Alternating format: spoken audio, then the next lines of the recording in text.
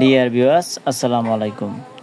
দেশ ও দেশের বাইরে থেকে যে যেখান থেকে আমাদের ভিডিওগুলি দেখেন তাদেরকে জানাই আন্তরিক শুভেচ্ছা অভিনন্দন।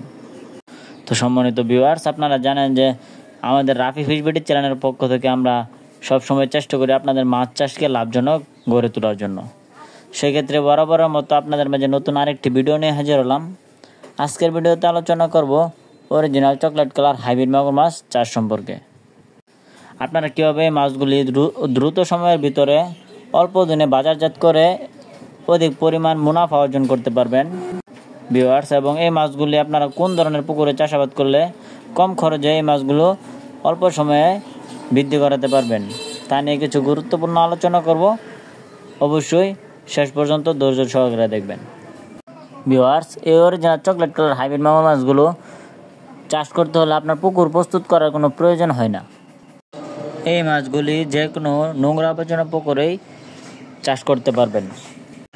আপনারা যাদের পরিত্যক্ত পুকুর আছে, গ্যাসের কারণে মাছ চাষ করতে পারছেন না, তারা এই মাছগুলি খুব সহজে চাষাবাদ করে রপ্তানি করতে পারবেন। তো ডিয়ার ভিউয়ার্স, আপনারা যারা এই উন্নত জাতের হাইব্রিড মাগুর মাছের পণ্যগুলো ক্রয় করতে চান, তারা অবশ্যই আমাদের স্ক্রিনে দেওয়া নাম্বারে যোগাযোগ করে আমাদের কাছ থেকে স্বল্পমূল্যে এই মাছগুলো ক্রয় করতে পারবেন।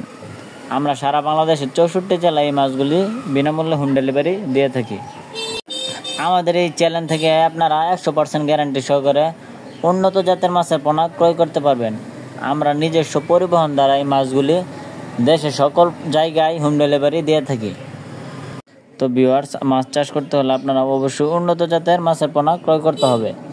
তাহলে কিন্তু অল্প দিনের ভিতরেই এই মাছগুলি চাষাবাদ করে বাজারজাত করতে পারবেন।